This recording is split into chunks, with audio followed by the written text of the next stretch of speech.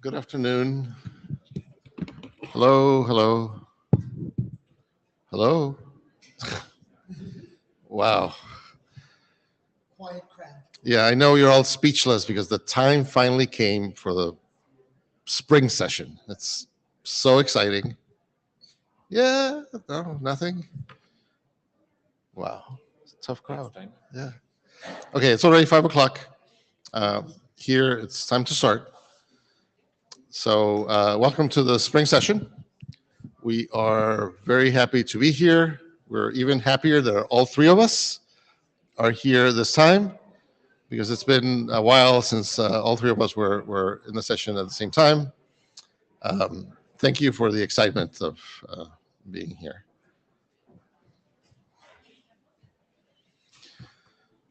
So you have all seen the note well, but please take a minute to read it. This is what you have agreed to when you participated in the IETF. This is the process and policies. They talk not only about intellectual property, but talk about behavior and how we expect people to address each other, to behave in the working group, on the mailing list, etc. So please take a look at that. And if you have any questions, please let any of us know or any of the area directors about any questions you may have on the note well.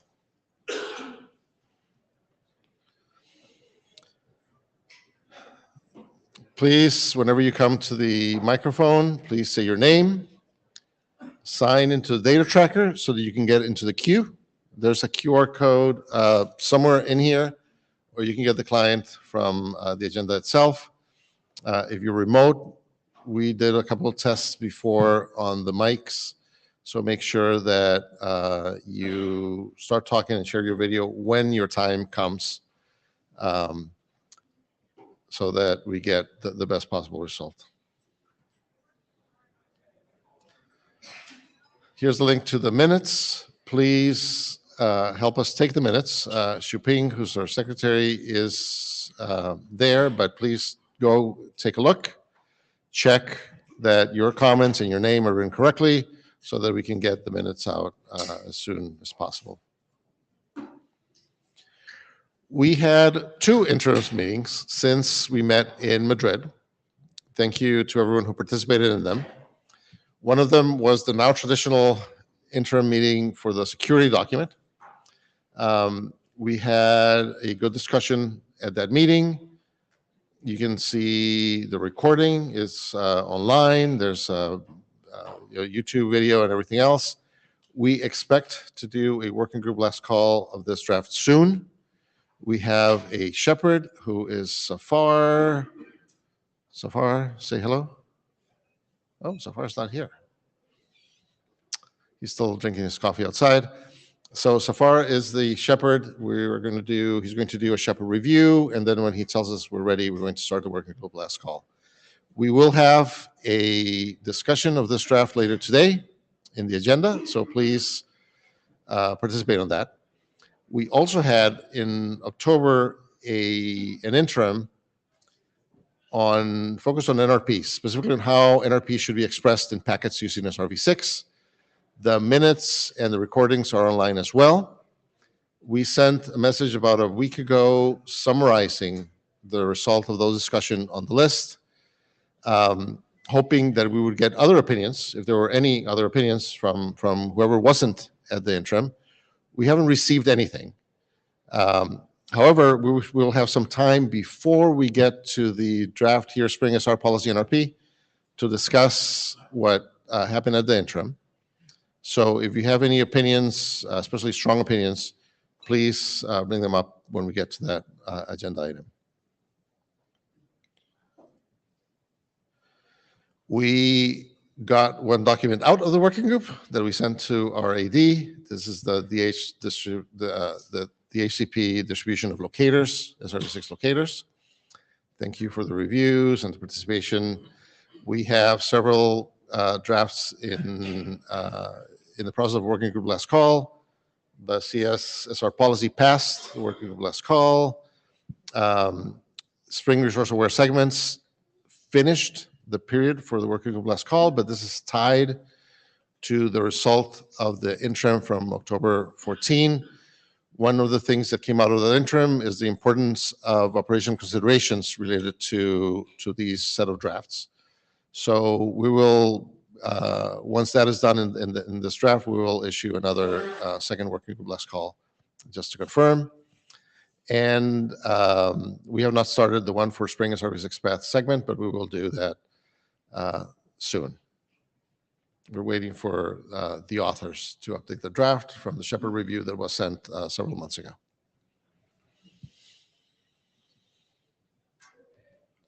We have an adoption call going on right now for the SR6 policy list optimization.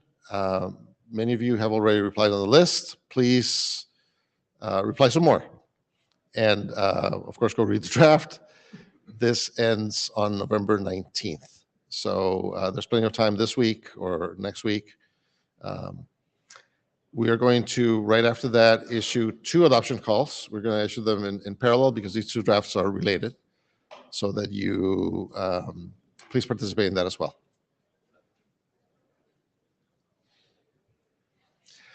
This is the agenda for today. As I mentioned, right before the 4th presentation, segment routing policy extension, we're going to have the discussion about the interim. And we have 3 items at the end, if time allows. So we receive slides from everyone, I believe. But if time allows, we'll get to those. If we don't get to those, you can still see the slides, of course, on the data tracker. And there should be more discussion on the list. Just a reminder that for everything, we want to see working group engagement, which means discussions. It doesn't mean just presentations. It means discussions, ideally on the list, ideally more than just +1 or support, and actually have some conversations. Does anyone have anything that you want to change, add, delete from the agenda? Oh, wow, we have someone who's not in the queue, but okay, that's okay. I just on Nokia, the slides for mine are not uploaded because I thought I was over the schedule. So I'm going to throw those in now and maybe get those accepted. Thanks. Thank you, Andrew. Note that you're last. So we may not get to you anyways, but wishful thinking is always a good thing. Okay, so Nick, I'm assuming, yes.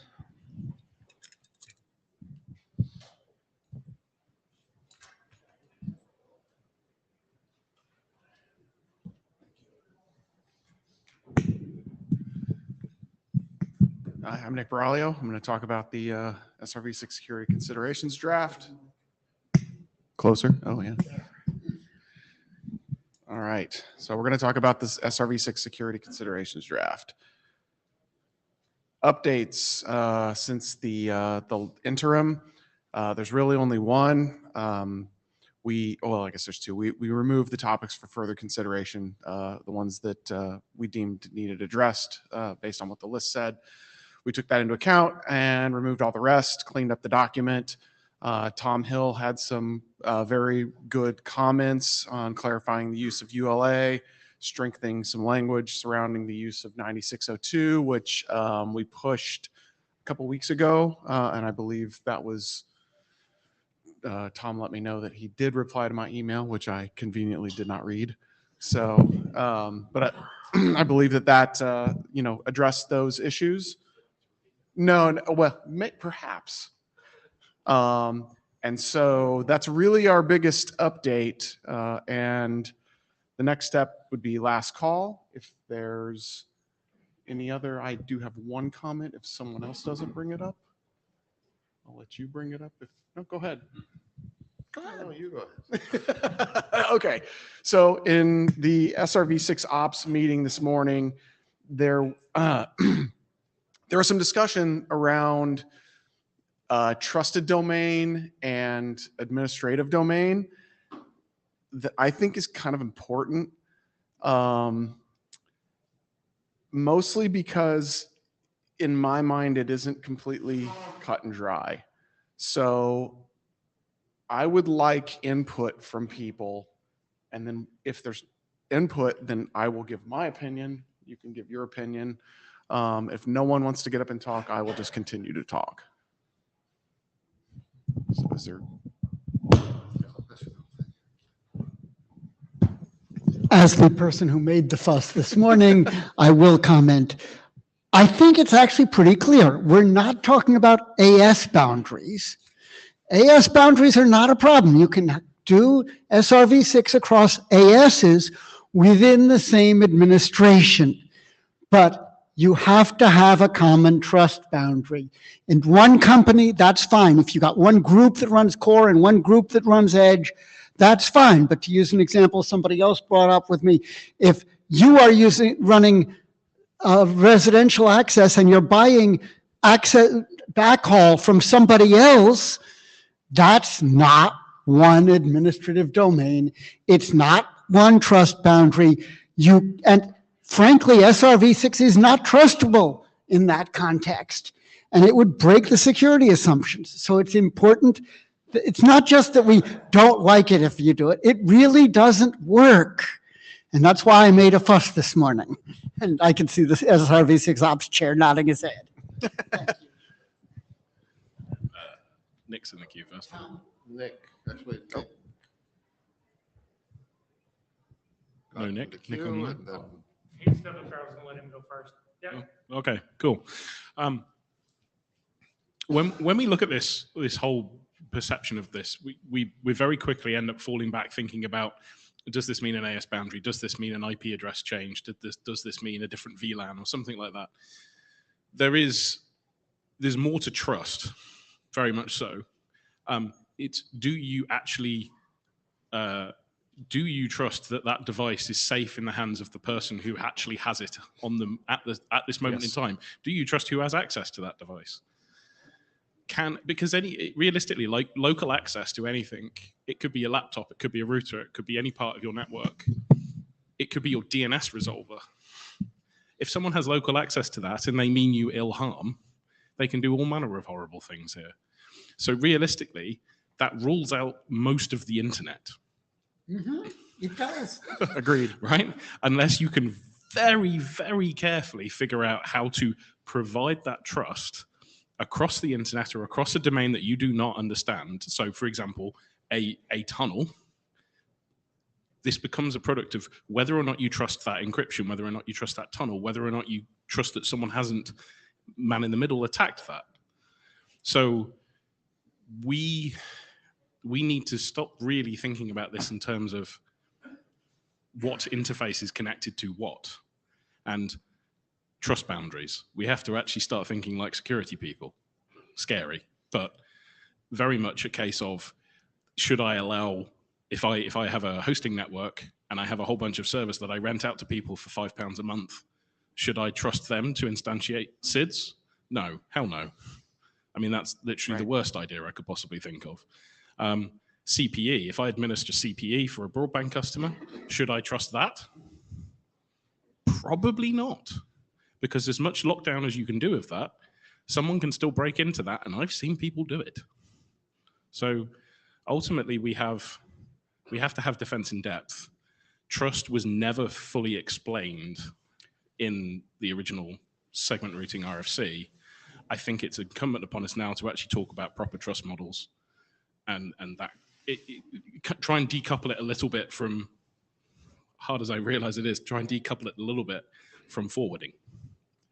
Yeah, I agree with that. And I think that the important distinction here is that administration and trust are very different things. And I'll give you an example that's very similar to your example that you gave this morning, in that the network that I help operate it's a backbone network. It's an international backbone network for moving science data around.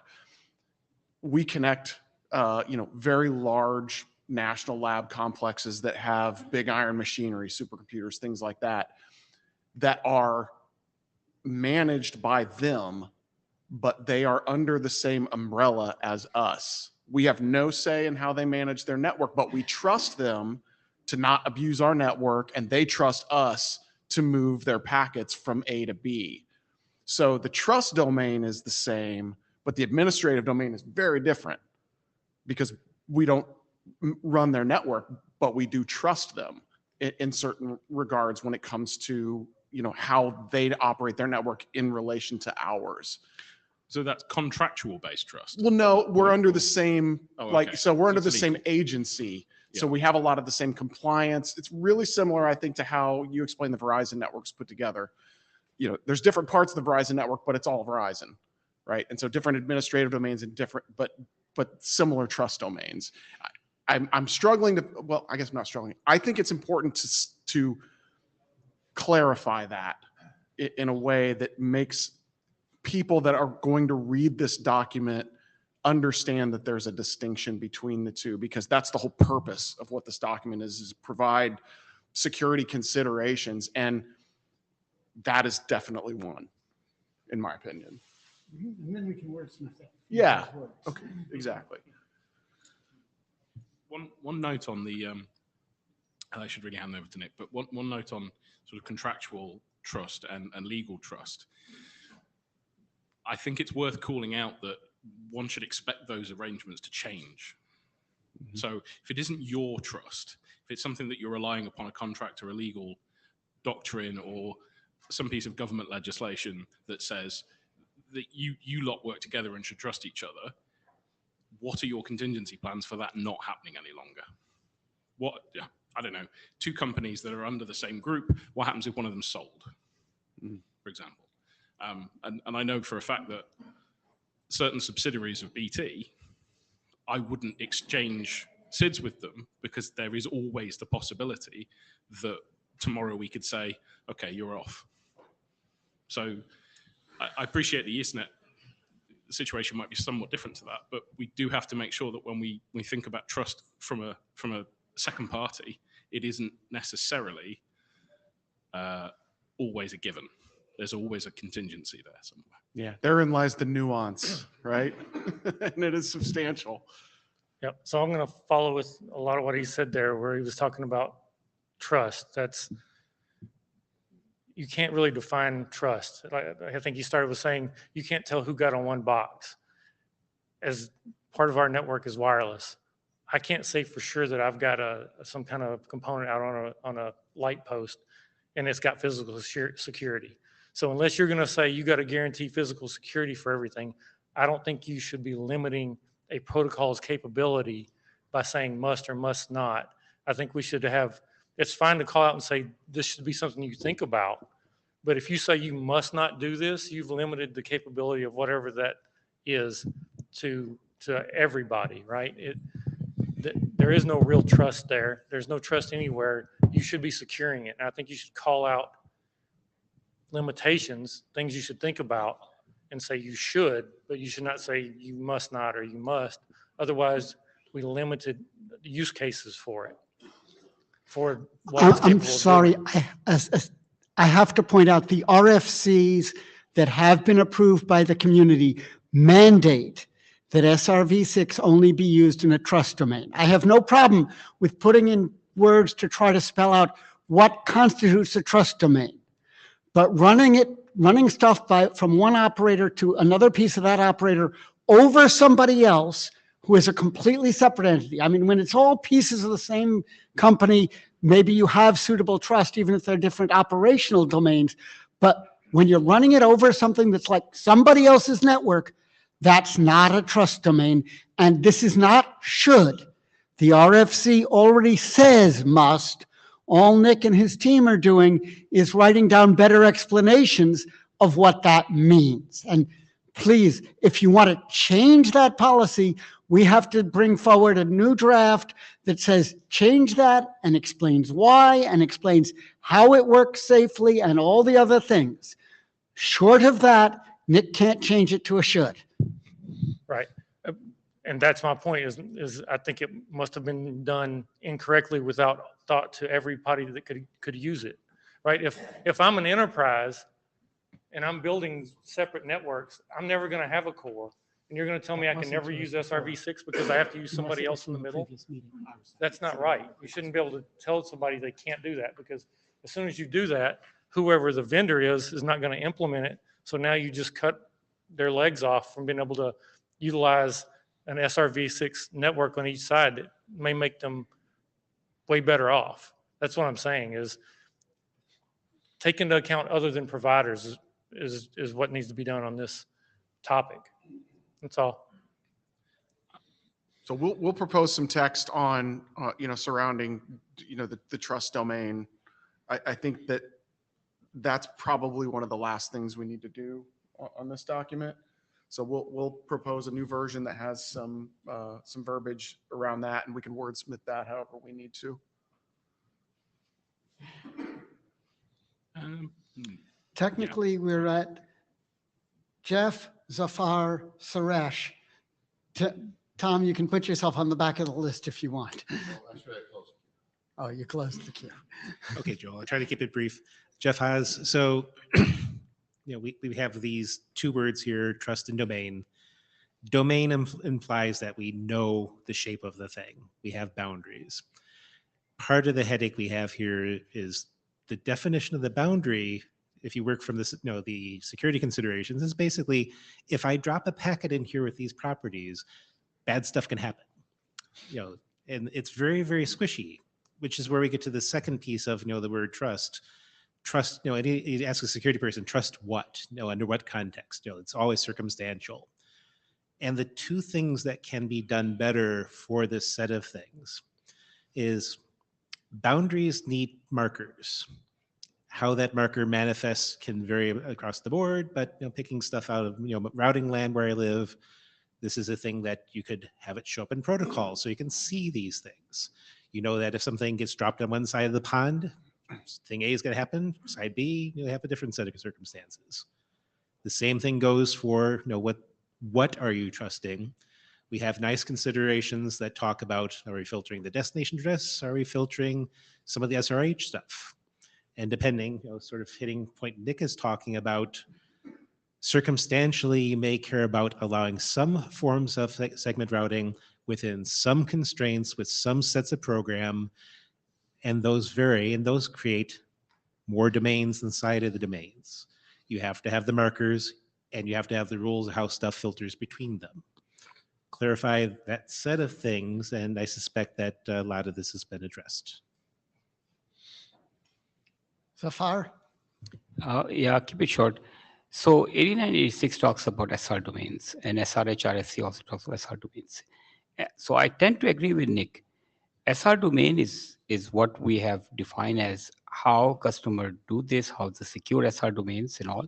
And within the SR domain, what customer like to do is up to the provider to decide. But our focal point has been the SR domain and how to secure them. And that's the definition that exists through the RFC 8986. All I'll say is that getting it through the IESG required us to get fairly specific about this in the drafts. And if people want to relax that, you got to write down the explanations of how it's going to work, why it's going to work, and then get the community to agree. I'm not free to just say, oh, okay, we can allow it in more cases. That's not the way it works. And to be clear, I don't think that this document is really. You can't. Yeah, You're just trying to write down what the words mean. We're just making the considerations for that. So I think, we'll work with what's already existing, and then, if someone wants to go and try to change that, have at it. Suresh? Yeah, thank you, Nick. And I think I agree with you. This document is actually not trying to add any new restrictions. At least that's how I see it. I do have a wording suggestion for this. Instead of saying traffic must be filtered, you can just say is filtered, because there's a sentence directly preceding it that is quoting from 8402. So I can send the text suggestion to the list, but you can completely avoid the must should issue, because the requirement is not coming from this draft, it's coming from 8402. So I can certainly put in a wording change for you. Yeah, send it over. Yeah. I mean, the more input we get, the better it'll end up being. Perfect, thank you. Thank Thank you. Okay, Okay, so we're going to move on to the next presentation. Just for reference, this is the type of engagement we want to see, right? Discussion and interest. This is what we want to see from the working group.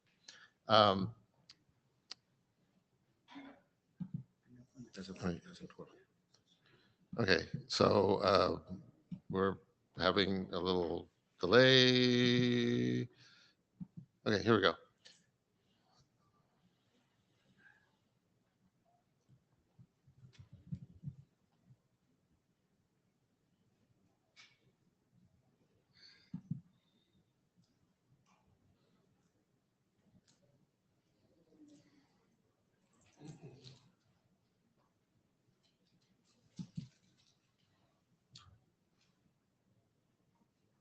No? Okay.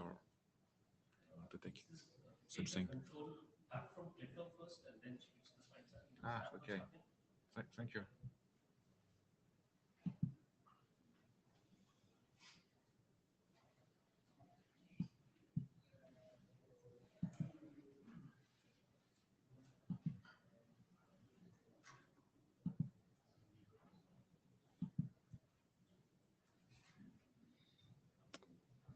Hello, my name is Balázs Varga, and on behalf of the co-authors, I would like to give an update on the redundancy protection draft.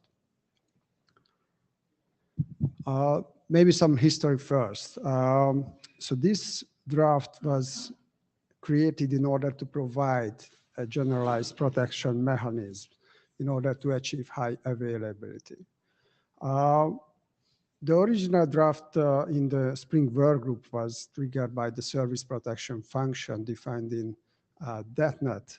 But this is something that can be used not only inside the .NET network, but in general. So this is why the draft was created. In the .NET workgroup, we have defined two data planes for .NET networks, one for IP and one for MPLS data plane.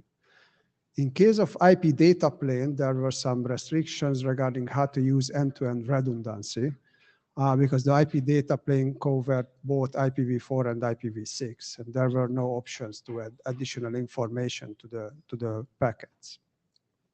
But recently have started to define how to use SRv6 in those .NET data planes in order to provide this service protection, how the functionality is called in the .NET workgroup. In order to define that, there were two drafts created. One is in the .NET workgroup and describing how this service protection sublayer defined in .NET can be implemented using the SRv6 technology. And of course, in order to do that, we need a special seed, which is providing the information what is needed for that service protection. And this is what was covered in a draft and presented here in the Spring workgroup as well. So there were practically three building blocks which were required in order to work in a .NET environment. We need a special seed which can contain the sequence number information. We need a method how to encode the flow ID and the sequence number information in the seed. And we need also to define the seed behaviors regarding that seed. When this was presented, of course, we have received the feedback that there is already a proposal in the Spring workgroup with this redundancy protection. And it would be great if the authors can sit together in order to define a single solution. The issue with the original Spring solution was that it does not cover all the .NET use cases. Some of them can be covered with the described solution, but not all of them. So it would be great to have a single solution and not to define two solutions from high-level perspective, very similar functionalities. So this is what we did in the recent version of the draft. This is what we have documented. And practically there were one single but important technology change in the description of the solution. In order to create redundancy protection, you need a seed and you need a related redundancy policy. What we have made is to clean up and simplified the solution in that sense that the redundancy specific action, like whether you would like to do replication or elimination in your network, this was moved to the redundancy policy. So the consequences was that you need only a single seed. In the previous version, 2 seeds were defined, one for the replication and one for the elimination. With the new solution, it is enough to have one, and this is pointing to the redundancy functionality of the node. Within the node, you can use whatever algorithms you would like to use. So in case of .NET, of course, we would like to use the pre-auth specified algorithms, but if you have other methods, other use cases, you can use them as well. So this is out of scope in the draft. And with that change also, the redundancy policy will contain all the configuration specific information. So what you would like to do, like a replication or elimination, and how the action should be executed on the packet itself, which is part of a flow where you would like to provide redundancy for. With that change, the described solution is fully in line with the .NET architecture, and it removed any limitation regarding those .NET use cases. And at the same time, also the Spring-specific use cases are covered. In order to make more clear how it is acting inside the network, we have added an appendix with a complex network scenario, which is just showing how each of the nodes behaving and acting. So in the document, one redundancy segment endpoint behavior were defined. This is what was abbreviated N.R. And there were 4 segment routing policy head-end behaviors defined, depending on what is encapsulated in the SRv6 packet, layer 3 or a layer 2. And of course, they reduced versions. So the R seed, the redundancy seed, practically steers the packet to the redundancy function. And then based on the encoded flow ID and sequence number information, the actual instance can be selected, what should be applied for a given flow. We can have multiple instances because these functions have internal states. And for the different flows, you might have different internal states. And then you can do the packet replication, elimination, encapsulation, decapsulation functionalities according to the definition or the configuration of the redundancy policy. So for example, how many replication examples you would like to do, and over the different legs, what path, what policy you would like to apply for the packets. This slide is showing the appendix where we have placed this more complex network scenario, but there are a mixture of SRv6 capable and non-SRv6 capable nodes. We have 2 nodes dealing with replication, 2 nodes dealing with elimination. And the text is describing in detail how a packet from a source to the destination is forwarded, and at each hop, what actions you have to do, what encapsulation, and how to encode the different information in the packets. And of course, this is a general description in our understanding, so any links can be replaced with a bigger SRv6 network segment or domain. So this is where we are. We think that we were able to simplify the redundancy protection in order to fulfill both the Spring use cases and also the .NET use cases. So we are encouraging to receive feedback on that change because that changed the method itself, the solution itself, what was defined in the previous version. Any questions, comments?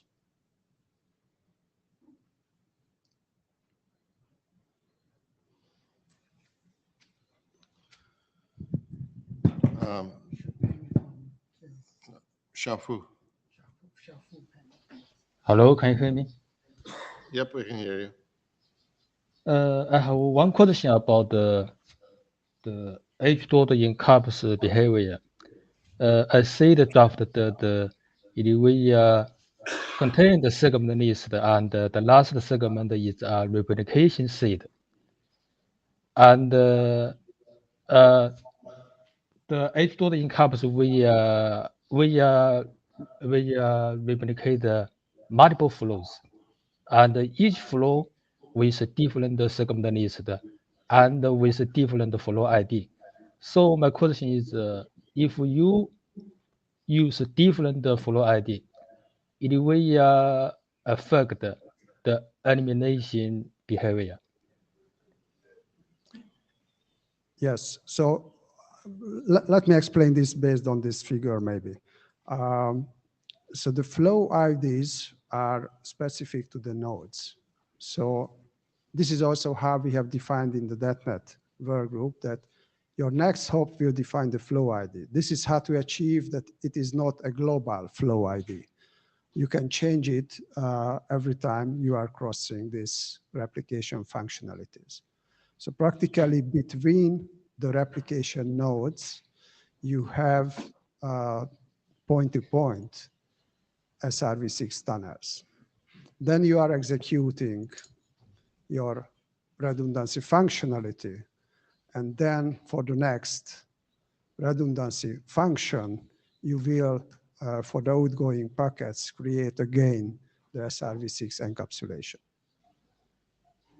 Okay, thank you. I have another suggestion. Can you add some more description about the replication seed that contained in the segment list encapsulated by the age-stored encapsulation behavior? I'm not sure this replication seed is responsible for replication or responsible for elimination. Okay, so we are not distinguishing that by the R seed.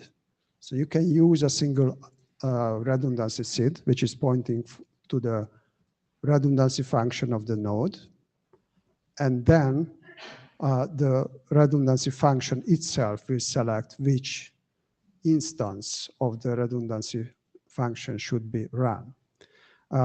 You cannot encode at the source or at the first redundancy node the different paths. You can see here also in the slide that there are 2 hops and 3 hops connectivity between R1 and E6.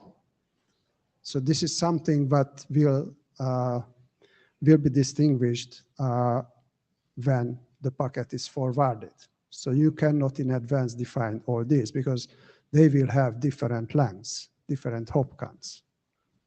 Maybe you can put two separate example for your explanation. Sorry, would you repeat? I suggest that you can add 2 examples for separate explanation as you just provided. That, for example, one is for replication, one is and the other is for the elimination. I think that is helpful for people to understand. But this is local configuration. So the segment routing policy define what to do with the packet, and that is local configuration. Okay, thank you.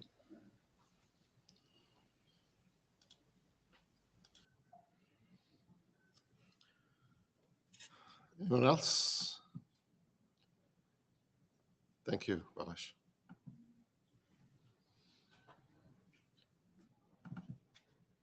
Now we have Yaolu.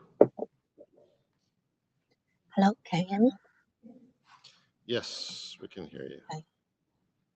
So do I control the slide myself or you control it for me?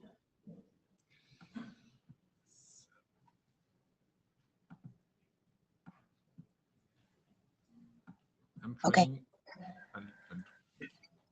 I'll start and I'll give you control.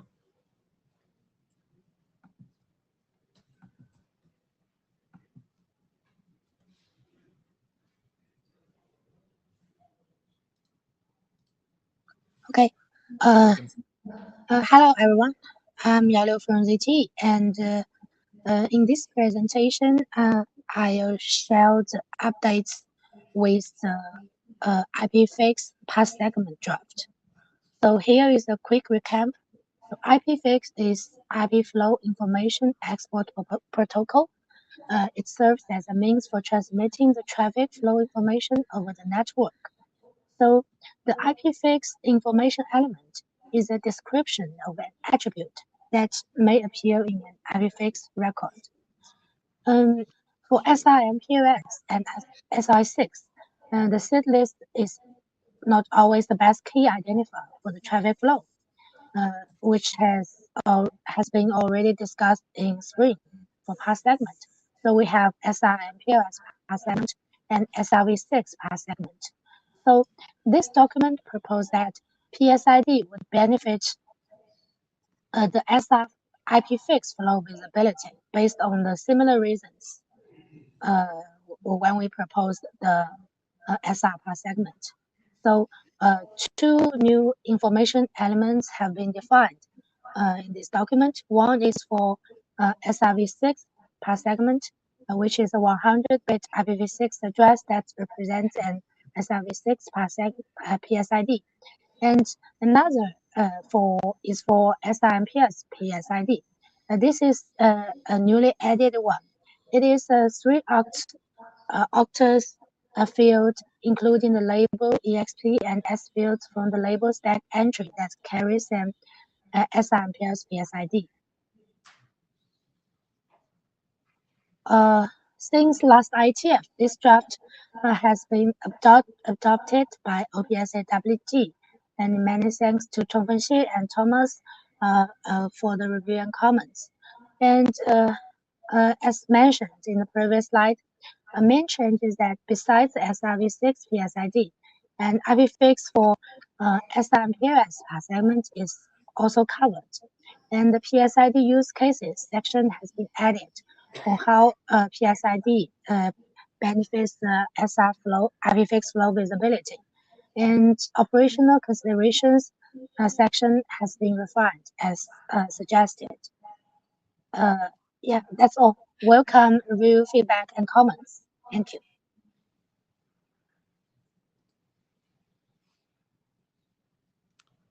Any comments on this draft?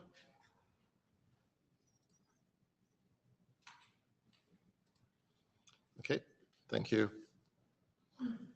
So before we go to the next presentation, this is the point in the agenda where we want to talk a little bit about the interim that we had on October 14th. We sent the message to the list last week, summarizing the result, which is what is here in the on the screen. You can also follow the link and see the recording, and the minutes are online. Basically, what we wanted to do with that message that we sent to the list is confirm what we heard on the interim, which is the opinion in the room was that there is also a need to encapsulate data plane specific NRPIDs that are already being specified in other working groups. We would like to hear opinions now, especially, I guess, from the people who were not at the interim. If you're opposed to this, or if you have a different opinion, especially if you have, significant opinion about this.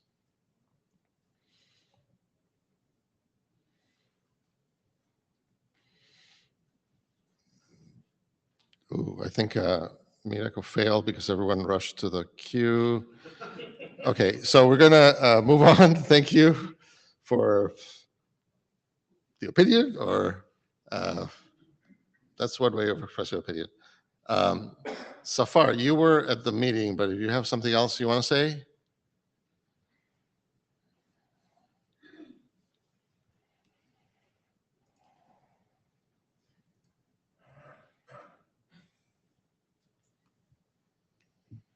Yes, the Alice's question. Yeah, I provided my comment during the meeting. Would review the minutes. I didn't get a chance to review the minutes or the conclusion, but I agree that there's a work going on in the working group where the NRP ID stuff is discussed, and this is where we should. Thank you. Perfect. Thank you. Okay, now we're going to go back to the regular scheduled program. Shengnan, go ahead.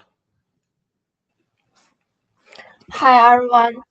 I will present the segment routing policy extension for network resource partition NRP.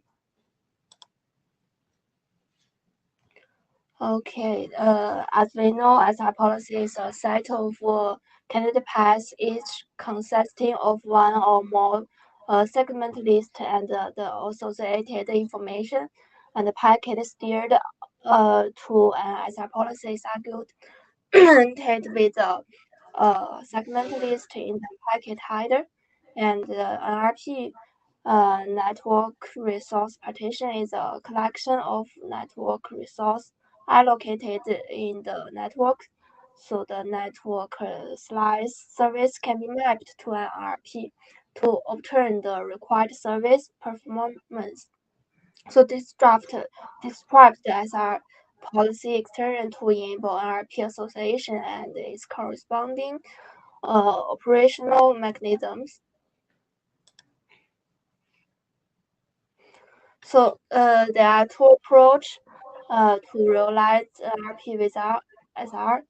So the first one is to introduce the resource awareness to seeds, and the seeds indicate both the instruction and the side of a resource to be used. And with this approach, existing SR policy can support it.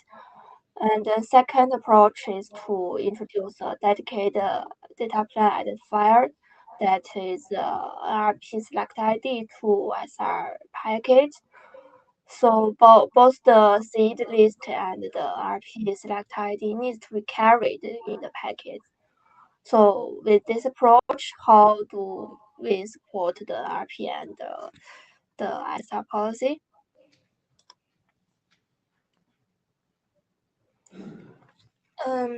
So there are 3 points to do this. First, each candidate path of an SR policy must be associated with the RP, and the RP select ID assigned to each candidate path may be the same or different, and all segment lists belonging to a candidate path associated with is assigned an RP and share is allocated resource site.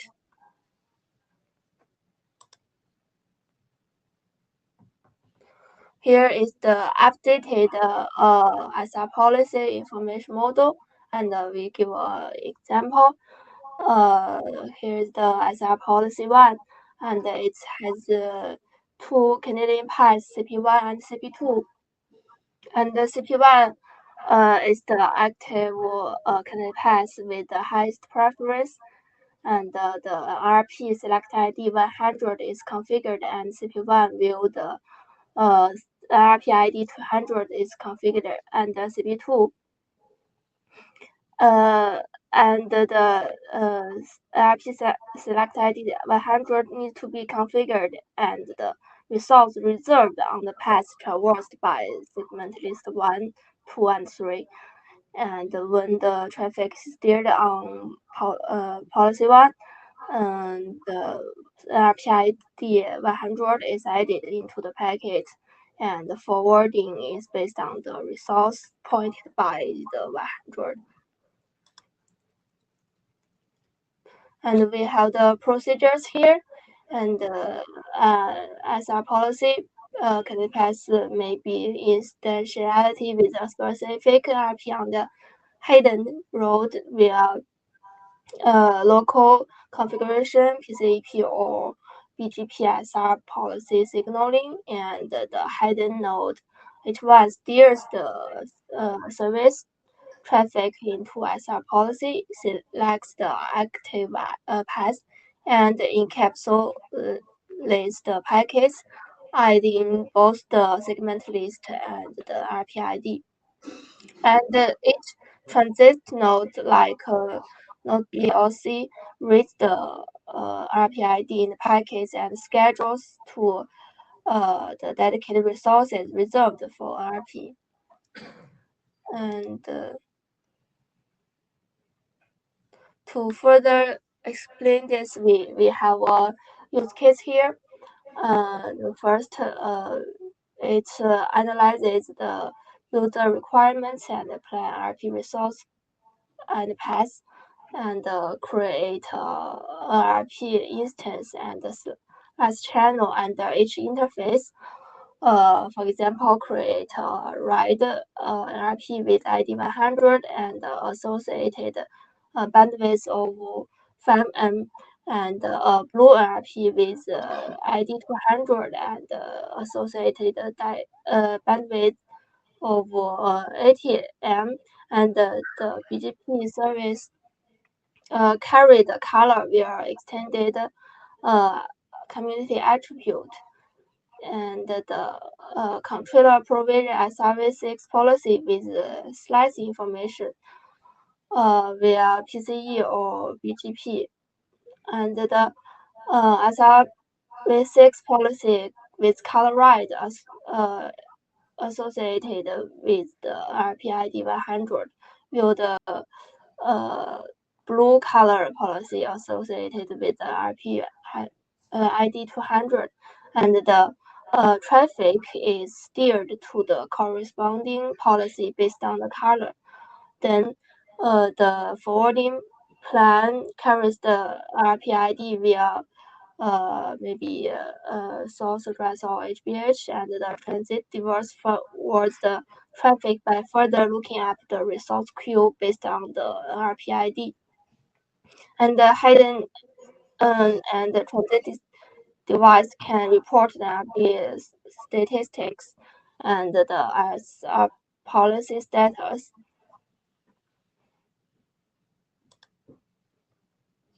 So any feedbacks are welcome. Thank you.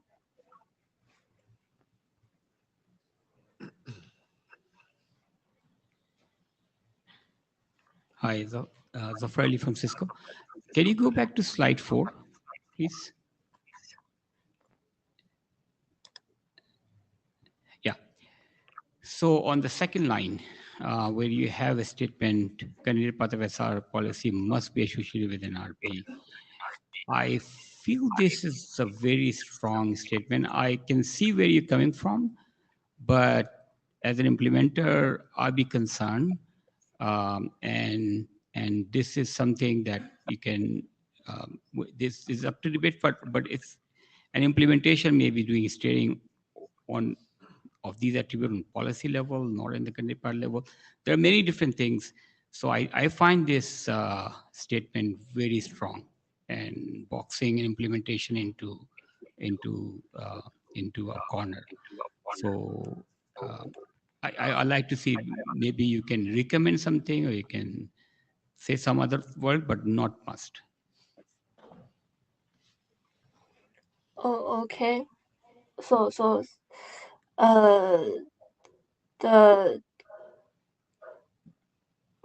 the second, you mean the 这个candidate path may be same or different? No, what I'm saying is that when a policy changes the candidate path, let's say you have candidate path 1 equal to 2, as you change the thing, you are boxing implementation. Implementation must be able to switch the NRP ID on the fly when this happens. What I'm saying is that this is a very strong assumption or something that can box implementation into corner. So I would say that you can recommend something here or thing, but that is my concern. So I think, Shengnan, if I may, that what would help so far is if you propose some text and maybe talk about the situations. If you don't want to make it a must, I don't know if you're thinking a should or whatever, but maybe what would need to happen is to explain what are the circumstances when you want that association or not. Sounds good. Thanks. Thank you.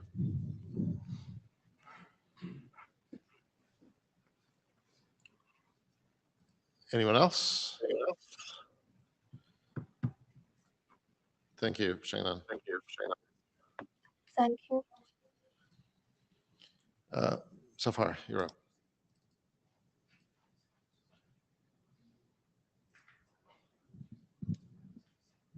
Hello, my name is Zafar Ali from Cisco. I am presenting is on behalf of my co-author.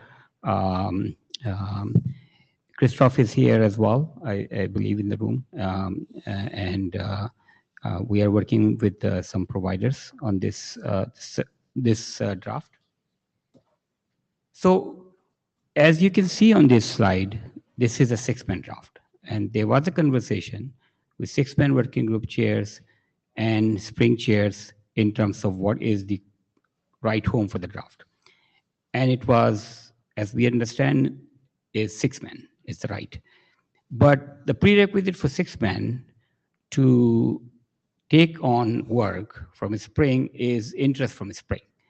So the motivation to come here is to discuss that interest, socialize it within this working group, and then like look at the chair guidance in terms of what are the next steps and whatever they feel like gauging the interest on this work. Okay.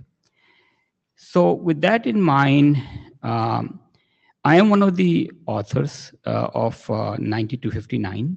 So 9259 is a SRv6 ONM, and it actually just relies on IPv6 ONM, and it explains how ICMP error handling or ICMP ping trace works in SRv6 core as well as SRv6 VPN.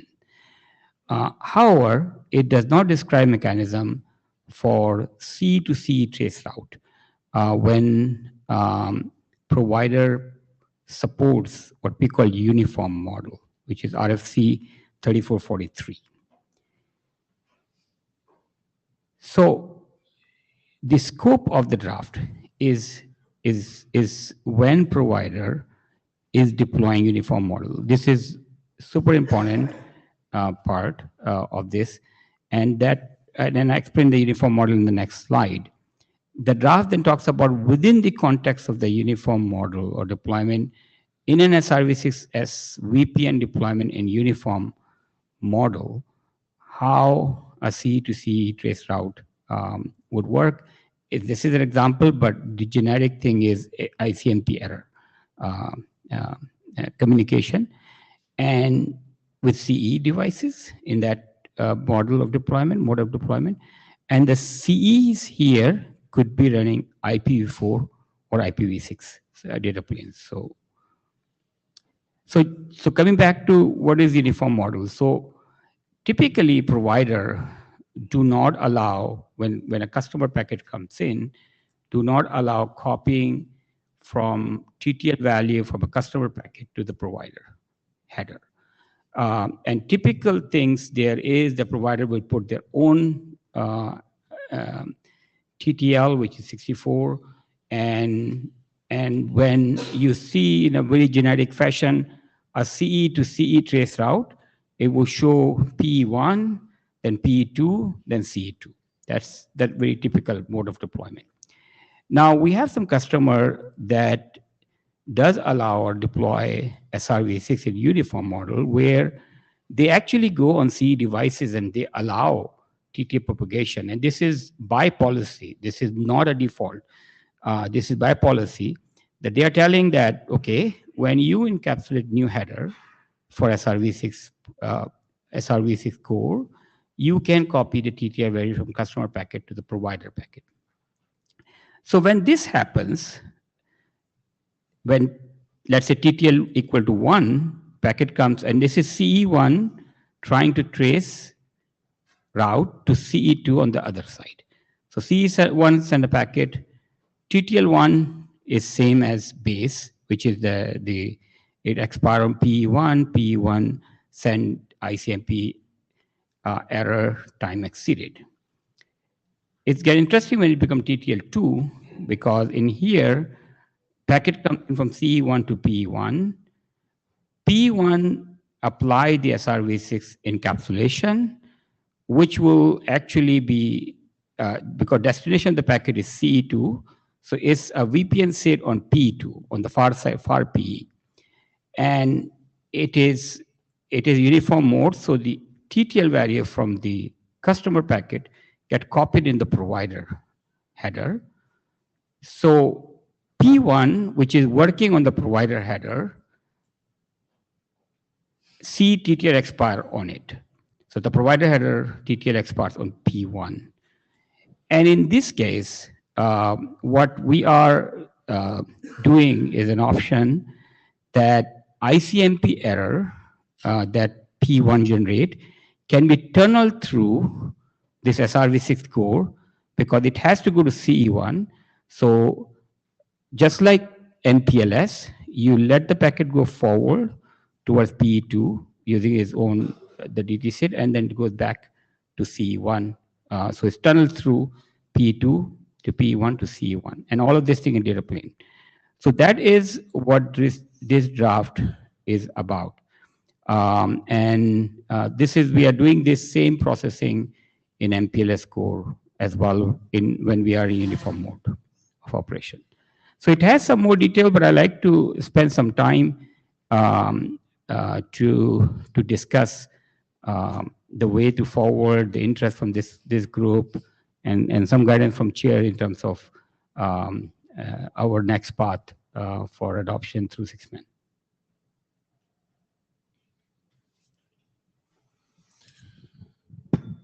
So we will probably ask the working group on the list, not through an adoption call, but through a request for interest, but mostly with the same behavior and the decision compared to a call for adoption. And if there is some interest from Spring Working Group, we'll come back to you on 6-man chairs to say there is some interest. And if there is no, there is no.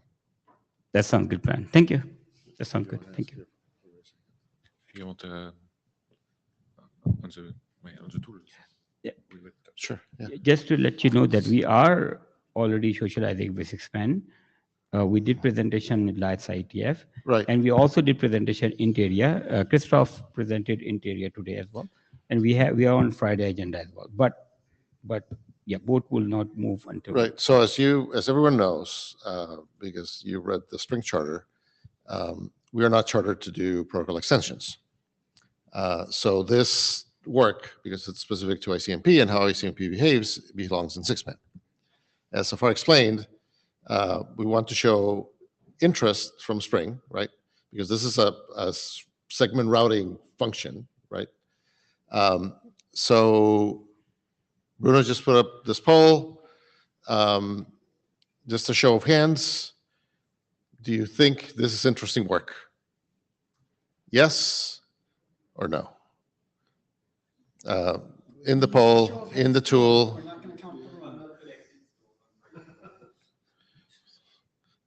Thank you.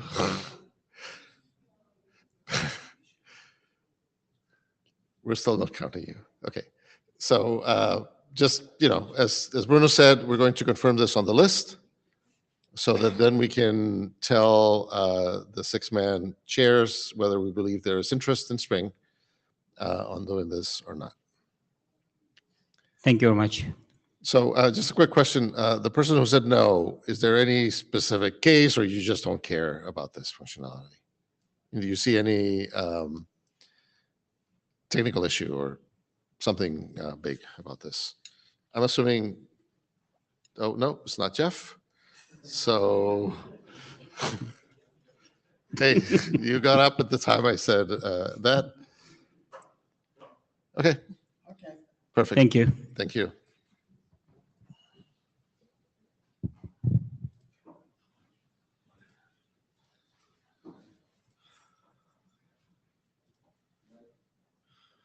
Okay, Wataru, yes.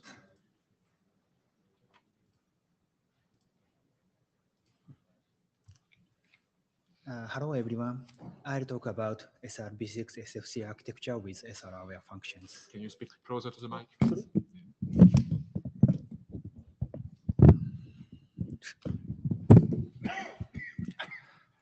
Sorry. Okay. Our motivation is achieve comprehensive management and simplicity for service function training using SRv6. We use a centralized controller to collect topology information and including network function information. The controller computes SR policies that meet both QoS and SFC requirements and associates these policies with specific flows. For the control plane, the controller simplifies the operation by realizing comprehensive management of SRv6 SFC. For the data plane, by using SRv6 aware network function, we can remove SFC proxies and realize a simple SFC architecture.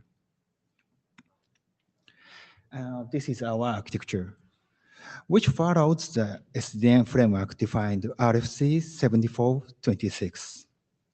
To enable comprehensive management, we use both an SRv6 controller and a manager. The controller collects network functions information and deploys SFC SR policies. The manager handles the initial SRv6 configuration of each network function, monitors real-time load, and performs scaling when needed. We use 4 main protocols in this architecture. First, BGP flow spec with SR policy extension to classify target flows and bind at the SR source node. Second, PSAP to establish service chains. Third, standard BGP areas to collect link state information from the SR domain. Finally, BGP areas service segment extension to collect network function information from service function node. The PCE receives link state and service segment information and compute service segment lists that meet QoS and SFC requirement. In version 3, we defined the handling process of network function failure in the data plane. When a network function fails, but the router's forwarding function still works, the router immediately removes the corresponding service function sheet, and the router sends the ICMP error message type 3 to report the failure. If any cache sheet is used, traffic is redirected to another available node. This is implementation status in IETF hackathons. Here is, as shown, several features such as BGP-RS service segment extension and BGP flow spec we have already been implemented in open source softwares. And in this hackathon, we implemented 2 components, actually. First, root source routing in the PCE, which computes SR policies, including QoS and SFC. And second, a manager that performs initial SRv6 setups for virtualized network functions with end-to-end and monitors their states. We doing interoperability tests between these components have been successfully completed. Thank you for your attention. We welcome your comments and participation. And if there are no major issues, we would like to ask for working group adoption. Thank you very much.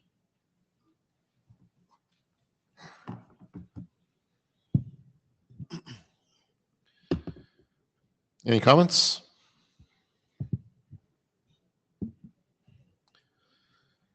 Okay, we're going to put you in the queue for adoption. However, just like with every other draft, we want to see discussion and interest on the list. So what I would recommend is please start a discussion on the list, maybe after the meeting. After the meeting. So that, we show and see if people are interested on the work. Thank you so much. Thank you. I'll send email to mailing list. Thank you.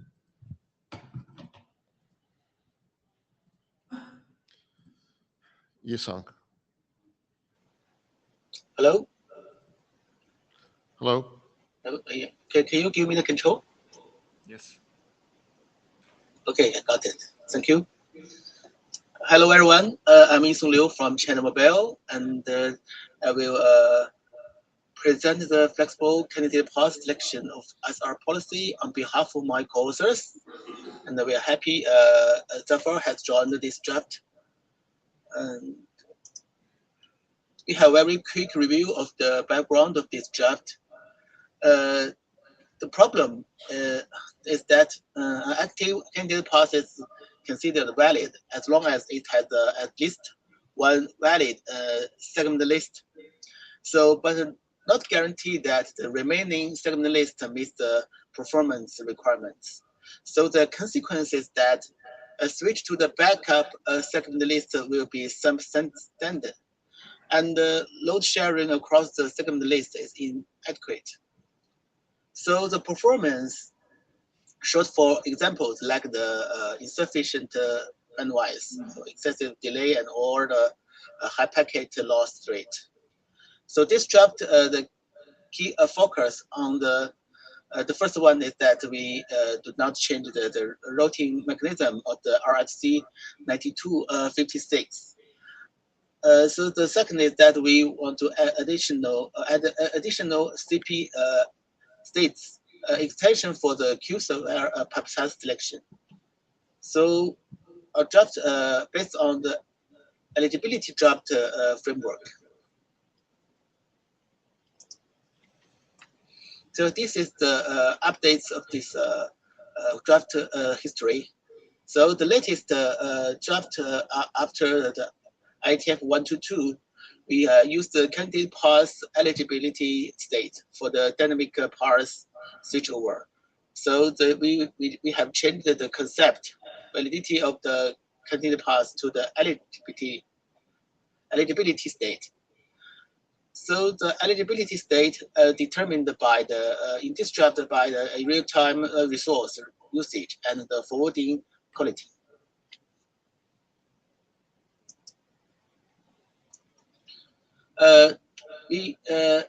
The summary of the updates from the latest version is something wrong. It's a version 11. The first one is that the eligibility attribute concept we have introduced in the eligibility draft at the candidate path level. It can influence the path selection. And the second one is that the dynamic path control. So the head node adjusts the eligibility based on the real-time resource usage or the forwarding quality.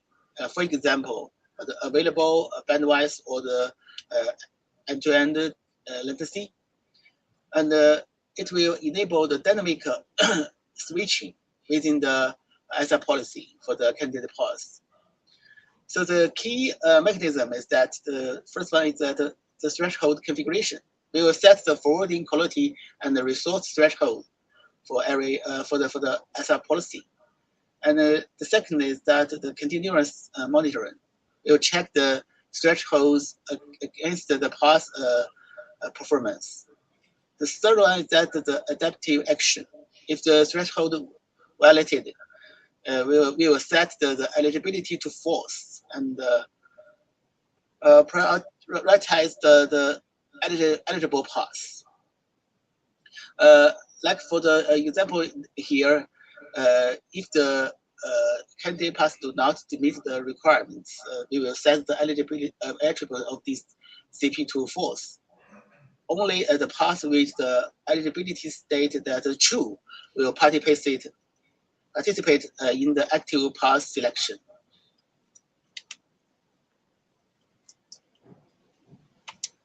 So here are two practical examples. The first one is that the available bandwidth based path selection. So for the requirement is that the bandwidth will more than 150 megabits. But the SL1 and SL2 both fail. Only the SL3 remains valid, but only 100 megabits. So the CP1 will the eligibility attribute will set the false. Cannot means that it cannot meet the bandwidth requirement. So CP2 is selected as a new active candidate path. The traffic will switch to the CP2. The second example is that for the end-to-end delay, the requirement says that the delay for the forwarding path must be less than 200 milliseconds.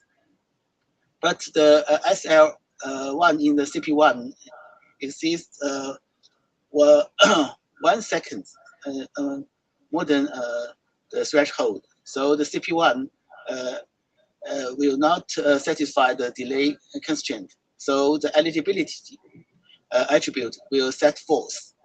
So the CP2 is selected as the new active path, and the traffic will switch to the CP2.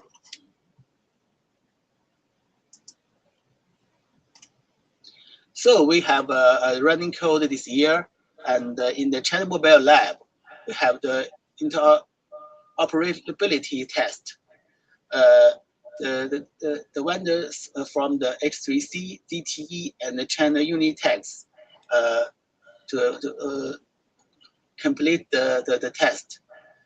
And we have demonstrated the solution to a problem, and we have a multi-vendor interoperability, and we have achieved the standards compliance, and the path selection performance achieved the requirements.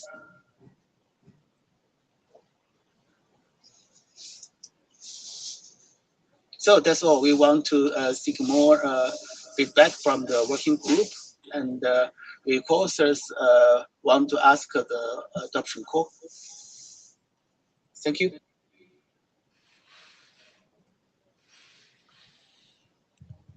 Does anyone have any comments today about this draft? So this draft has been presented before a couple of times. Oh, Safari, you're on the line. Oh, never mind. Sorry.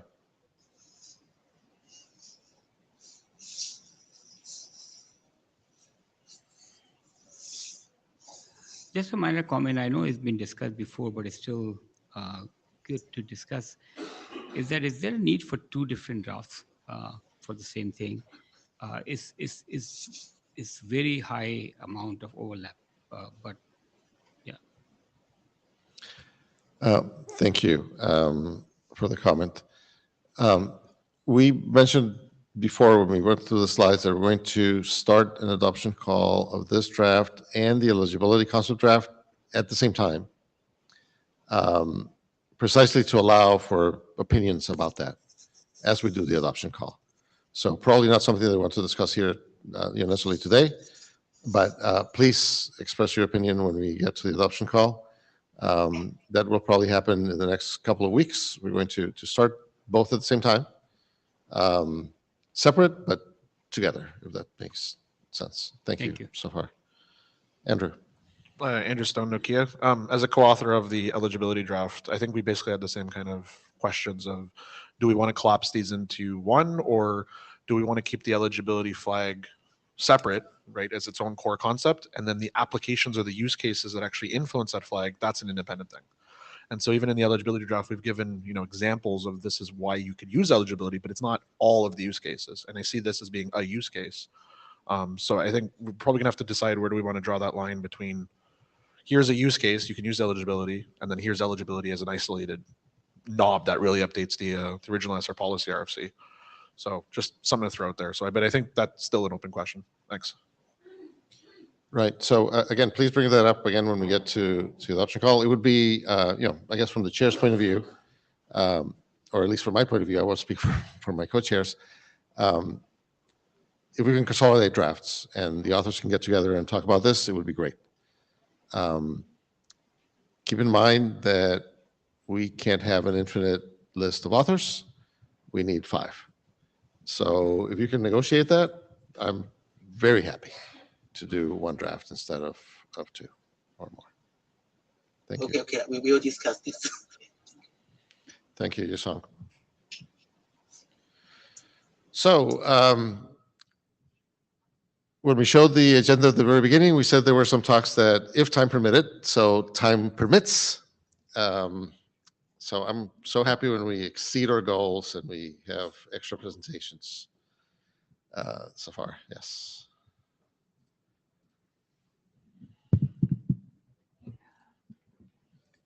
Hi, my name is Zafar Ali from Cisco. I'm presenting this on behalf of my co-authors. So this is, there was an earlier presentation about the architecture of how to build service function chaining or service programming in the context segment routing. This is one of the pieces of solutions to that architecture, and that's about O&M in that context.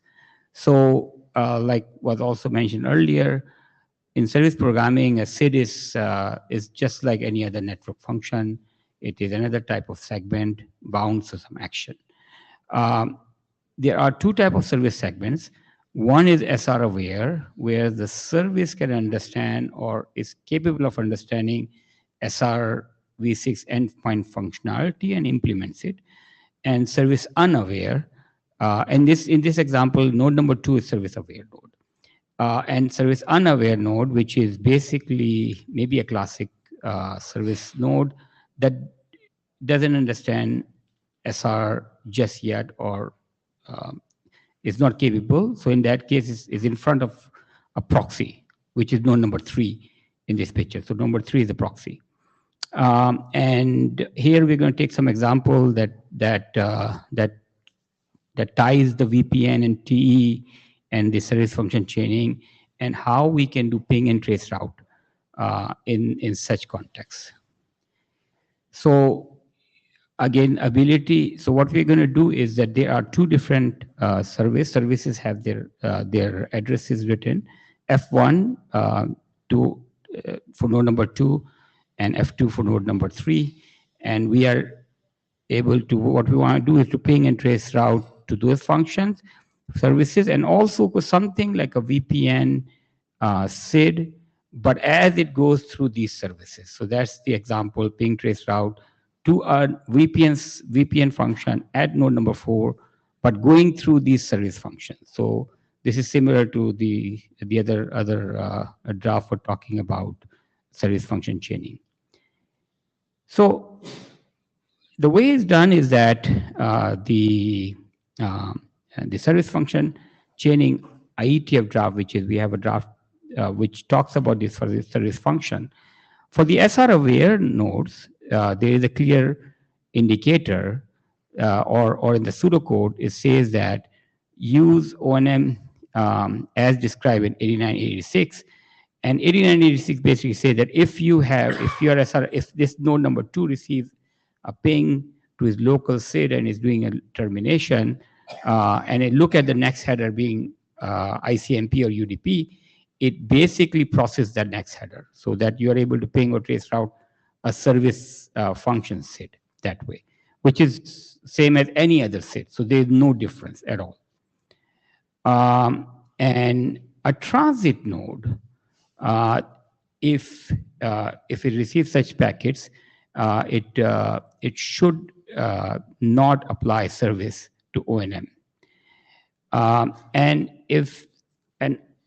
we also cover SR unaware service functions. So node number 3 in this case, which is a proxy. The ping is going to that service function, which is the service function that is F2 in this picture, where 3 is the proxy node. And the pseudocode in the base service function draft talks about is that when this proxy receives a ping or a upper layer packet destination to the locally instantiated SID, then it should process the upper layer header. So it's also business as usual for any kind of O&M functionality as it defined. And then it also talks about transit segment cases.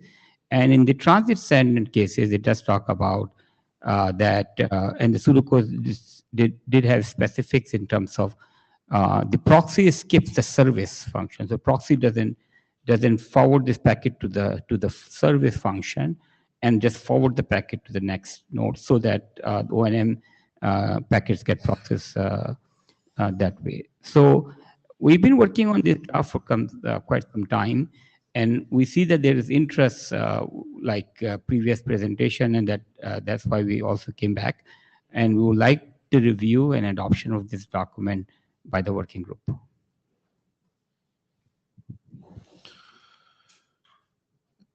I have a question, actually. Can you go to the slide before that? Are you saying there that 3 is the one who has to execute that instruction? Yes. So this is coming from the... No. So 3 is SR unaware. No, the service function is SR unaware. 3 is a Okay, proxy. so 3 is not SR aware. Okay. Yeah, 3 is a proxy, and Okay, but it is SR aware. Okay. The green perfect. SF is service function. That's all I wanted to clarify. Any other questions?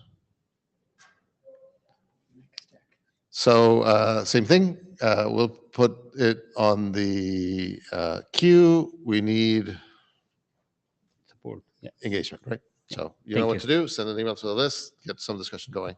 Thank you. So next.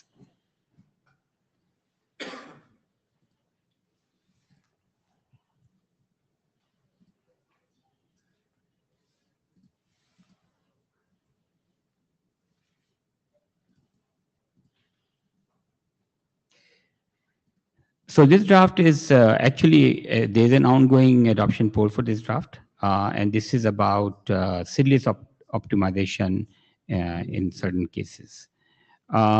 So the problem definition, I'll try to cut it down a bit. So there are cases where service, which is running on SR policy, takes the traffic towards the SR policy endpoint. So the locator, using locator of the service. And then there are cases in this that if one of the SID or SIDs within that policy also ends with the endpoint node SID, then you can have 2 node SIDs or 2 locators that are really related to the same node, which is the egress endpoint node or egress PE. And there are examples like BGP steering on policy or binding SID for transit policies or EPE SID. And carrying this back-to-back SID for in the packet is not compression efficient. So that is the reason of this draft, that in those cases we can actually, the last node SID could be excluded.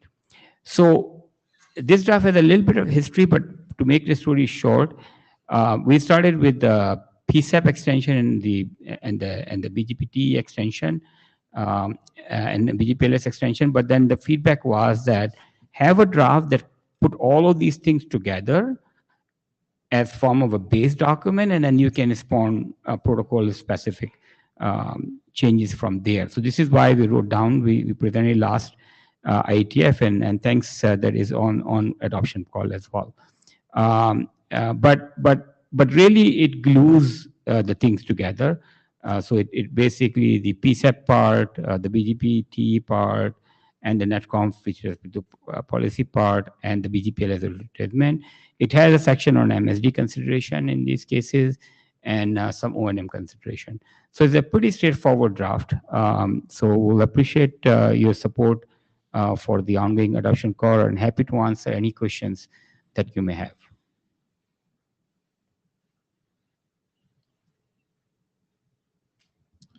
So as Safar mentioned, there's an ongoing adoption call, which I think is going to go for another 2 weeks.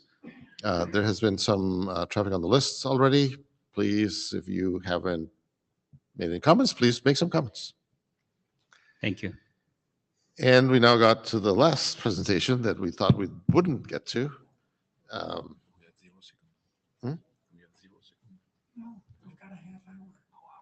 yeah, this is great. Great.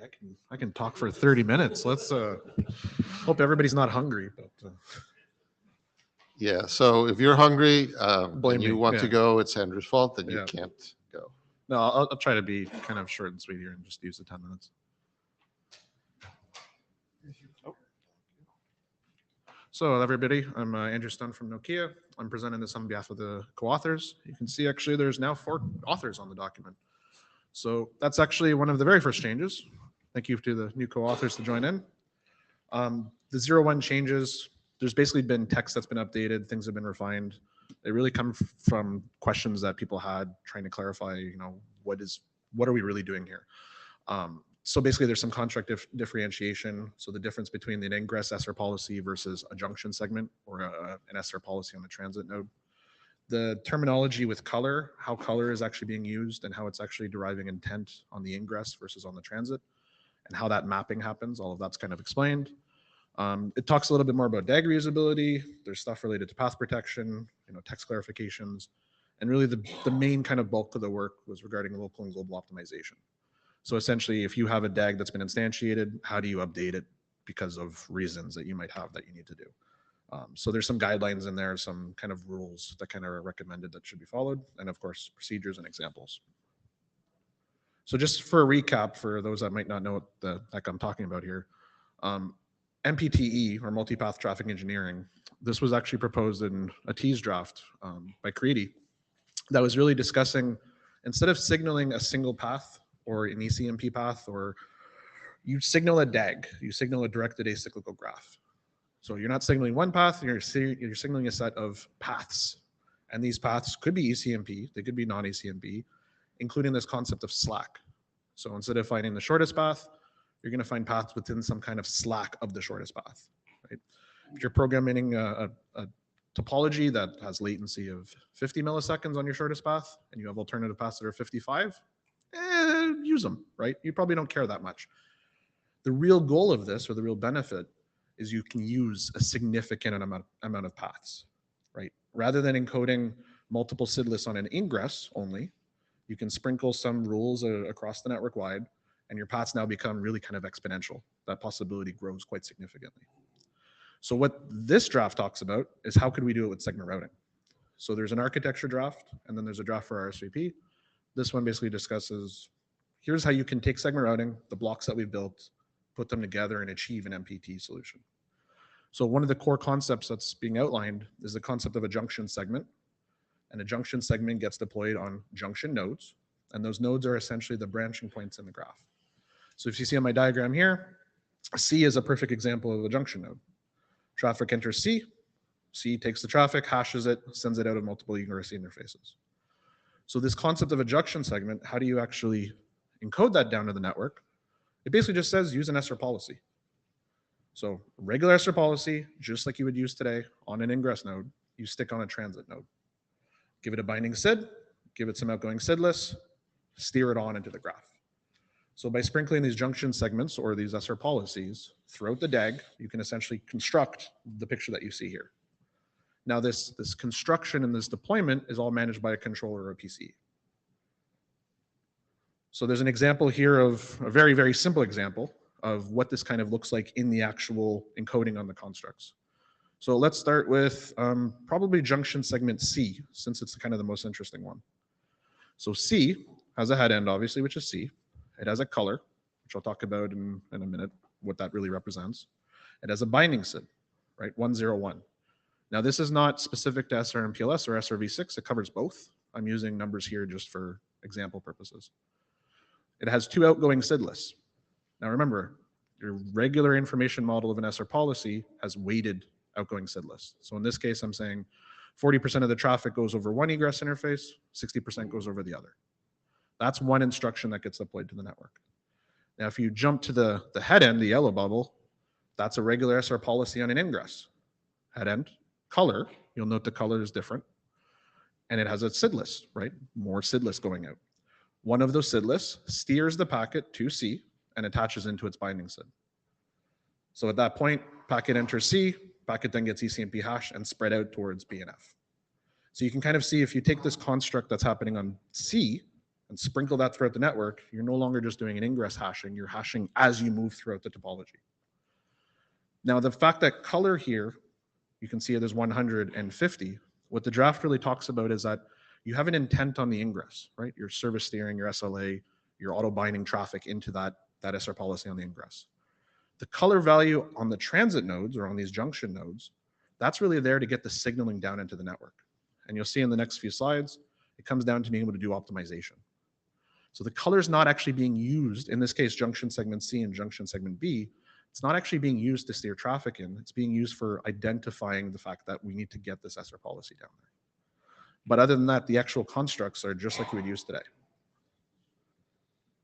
So an example of an optimization, I have my DAG, it's been deployed, like you saw on the previous slide. Some reason I need to recompute a new DAG, and for the simplest kind of example, all I'm doing is I'm changing the direction of the DAG between B and C. So if you look in the previous, traffic goes from C to B. On this new DAG, the little purple line, instead I'm going B to C now. So we need to do a global optimization. Well, to do the global optimization, we need new binding SIDs. If you don't do new binding SIDs, you will end up with loops. So to get those new binding SIDs deployed, and more importantly, active, right? Because we want to do a make before break globally, we need to deploy a new SR policy. So with that, we need to deploy a new SR policy with new color. So the real job of the controller here is it's actually tracking the color mapping to a version or an instance of a DAG. It's still using the same signaling, it's still using the exact same encoding. We're essentially deploying now a new DAG. So in this example, you would deploy obviously from your tail back up to kind of your ingress. Junction C would get deployed with a new color, new binding SID. Junction B would come up, also to get deployed with a new binding SID, new color. At this point now, we've kind of established the baseline of the new DAG. The ingress just receives a regular update. So again, you can see here, the ingress color has not changed. It still carries my SLA that I had for my services, but I am updating the SID list to point to this new DAG, right? Point to these new junction segments that have been deployed. Once that's been all done, I can go ahead and delete the old ones, right? They're no longer being used. So the binding SIDs are dedicated for this instance of the DAG. So the draft gives an example of this for a global optimization. There is still the concept of a local optimization, right? You might be able to do stuff that updates the DAG without introducing loops. So there's some rules that it kind of covers, but for the sake of time, I didn't draw these out on the slides. So for next steps, basically still looking for discussions, looking for feedback, input. I've received some feedback, right? We're going to go version 3, probably version 4. As part of this feedback and as the text evolves, like I mentioned, there's other drafts. So really we're going to try to take the concepts that are in the other drafts, like the architecture draft. There's also a Yang model that's been proposed. There's some work in the PC working group. Some content in here is going to feed into there, and some content in there is going to feed into here. So it's still cooking. And then of course for the document, operational consideration, manageability considerations, things like OAM, BFD, how does that all play in this type of picture? That's still to be discussed. And then lastly, there's some discussion still ongoing about what does this mean from an information model perspective, right? Is this still just a regular SR policy or is it some kind of special tunnel? That's some discussions that are still ongoing. And with that, very quickly, I think I'm done. Thanks. Greg?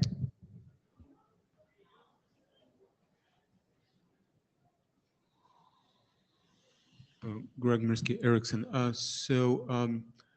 I think that you need to clarify a little bit because OEM in general, BFD is not manageability, it's maintenance. Sorry, manageability is configuration. Yeah, I just mean that there's still sections to evolve on to explain how things that we use today, how it would work in this kind of picture. Okay, yeah, so basically it's operation, administration, maintenance. Yeah, totally agree.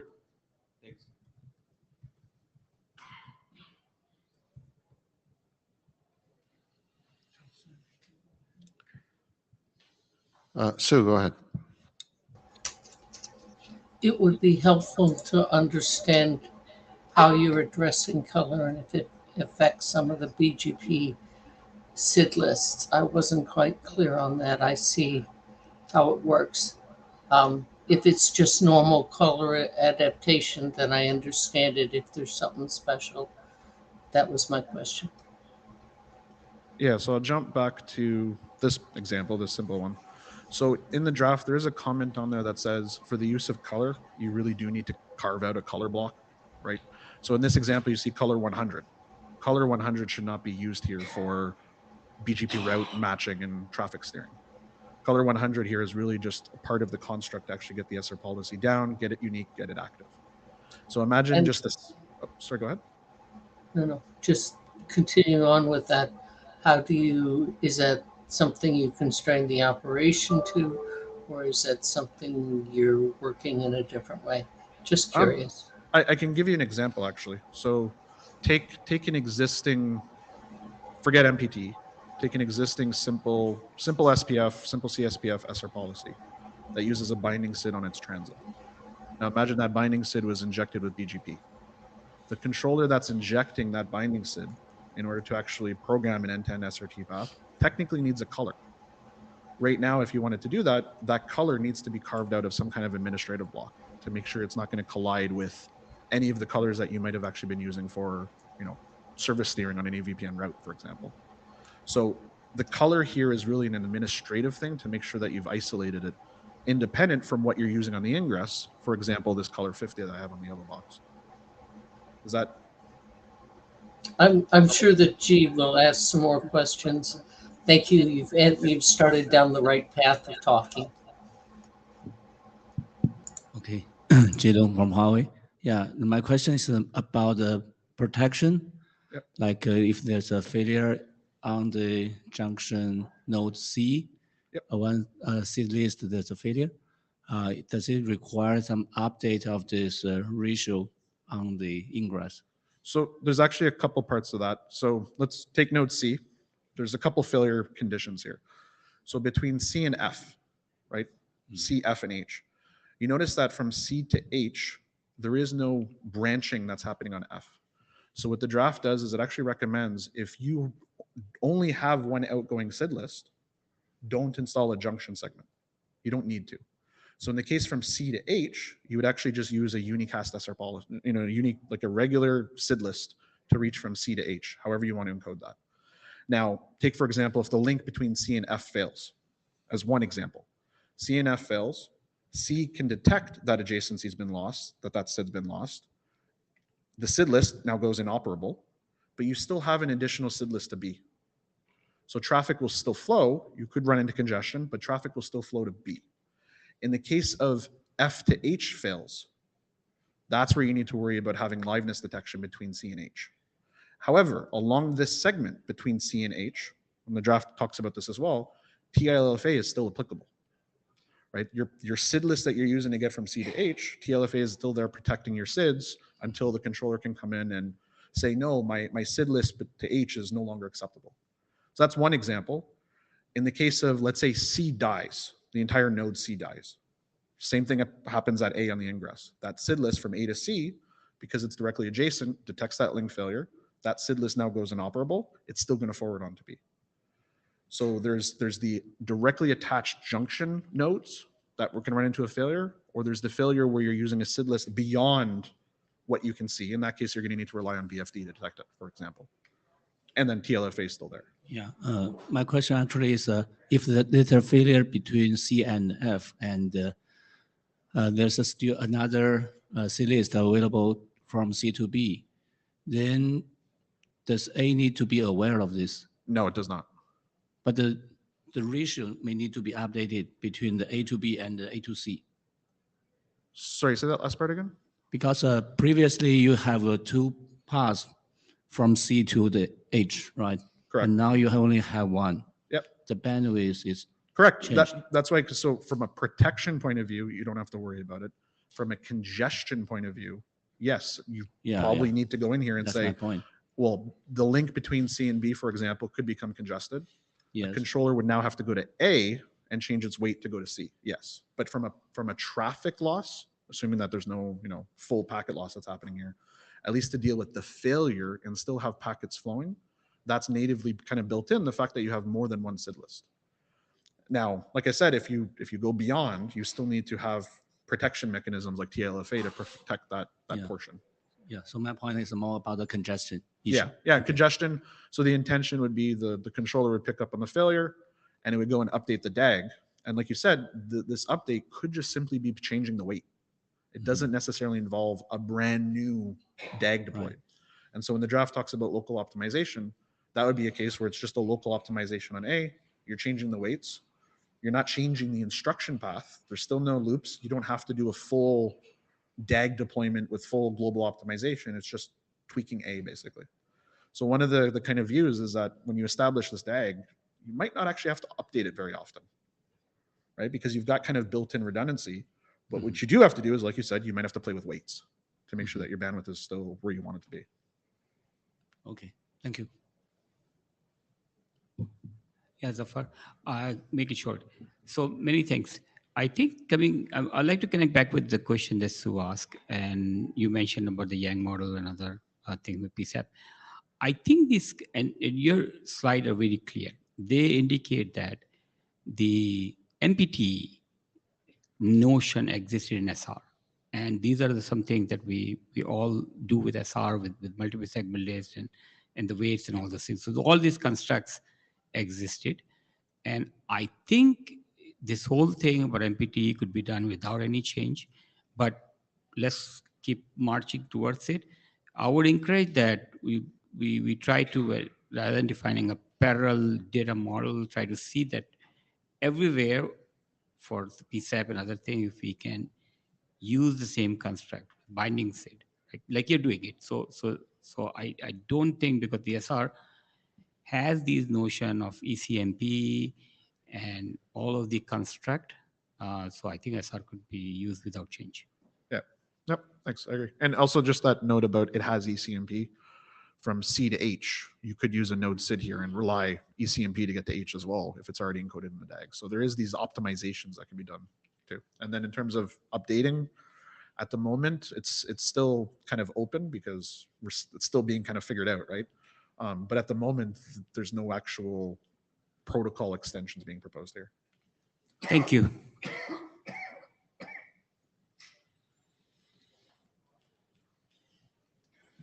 Good. Any other comments? Great. So we still have 13 minutes left. If anyone wants to bring anything else up, any other burning topics? Okay, thank you for being here at the spring session. We hope to see everyone in person or online at the next IETF meeting in Shenzhen. Thank you. Thank you all.